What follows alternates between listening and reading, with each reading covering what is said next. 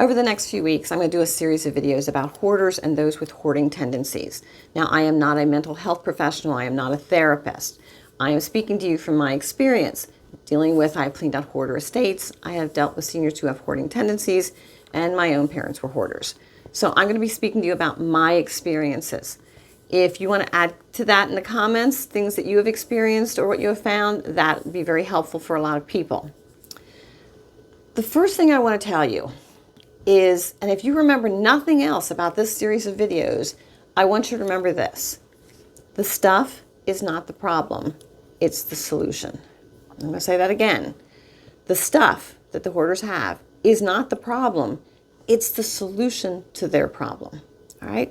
So imagine your arm, you get it scraped up really badly, and it's just raw, and it hurts. The air hurts it, everything hurts it, and of course you're bumping into it every time you turn around. You bandage that up, and then the air doesn't hurt it, and bumping into it isn't a big deal. The stuff is the bandage. So there is a hurt part of that person who hoards, and they cover it up with the stuff. So when you go into your friend's house or your family member's house and you go, let me help you get rid of some of this stuff and everything, you are in essence wanting to rip off their Band-Aid and expose their wound. That's very painful. That's why they get very agitated. That's why they get very upset, because you are trying to take away what is helping their hurt. So let's go over some definitions. All right, first of all, what is a hoarder? Well, according to Webster, it is someone who collects and accumulates items. Some people say, well, I'm just a pack rat. Look up the definition of pack rat, a person who hoards and collects items. You have people like my parents who claimed they were collectors. Yes, they were, but their collections were obsessive. So they were hoarders. There are those who are what is called chronically disorganized. Now, they are not hoarders, but you might walk into their house and think they're a hoarder. A chronically disorganized person is someone who just kind of, like leaves everything, used it here, left it here. Might have dishes all over their kitchen counter. Maybe they don't wash their dishes and the sink is full of dishes. Maybe the cupboard doors are hanging open, the drawers are hanging open. You go into their bedroom and their clean clothes are stacked on top of the dresser or thrown into a chair and they just pick out of them. They don't make their bed in the morning because you're going to get back into it. What's the point?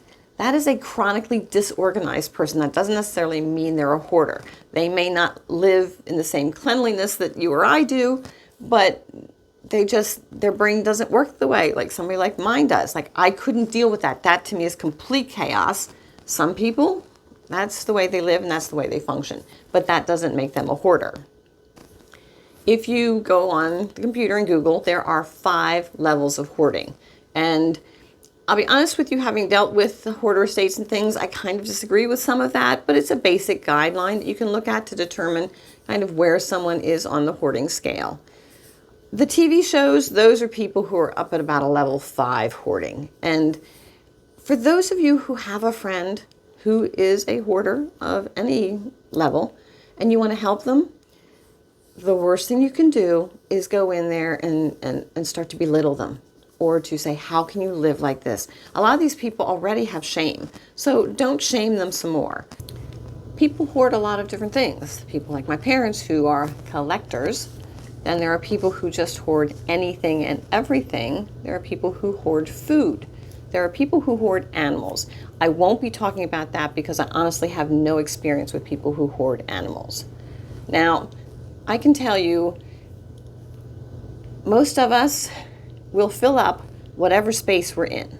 We will. We will fill every cupboard. We will fill every closet, every nook, and every cranny with stuff. I don't know about you, but the house I grew up in, there were 5 of us. There was 1 bathroom. There was 1 phone. It hung on the wall in the kitchen. We had 1 TV, and it was in the TV room, we called it. And that room was so small that I think us kids sat on the floor to watch TV. There were 3 bedrooms. I had 2 brothers. They shared a room. I had a room. And my parents had their bedroom. So, we live in whatever house we live in now. As we've gotten older and houses have gotten bigger, we just fill them up with stuff. So at what point does the stuff get to be too much of a problem? For some people, hoarding is something they learned in childhood. a lot of what we do in our adult life is influenced by what we experienced in our childhood. And if you lived with a hoarder, you can go one of two ways. You can go where you are more of a minimalist and you don't like a lot of clutter, or you can become a hoarder. You can kind of absorb that angst that the hoarder has and carry that with you into your adult life. For some people, it's a trauma. Something happened. There was a trigger and they couldn't deal with it. So the way they dealt with it was to hoard. And honestly, a lot of people who have trauma or serious grief that they haven't dealt with handle it different ways. They drink, they overeat, they take drugs, they overshop, or they hoard. Those are typically the ways that happens, the things that happen with that. So for some people, it's just a matter of, now I think with the case of my dad, and that's going to be the next video, is talking about my parents hoarding. I think it's just the fact of a lack of things in his early childhood, that once he got to a certain age, he could afford things. So he started to buy whatever he wanted.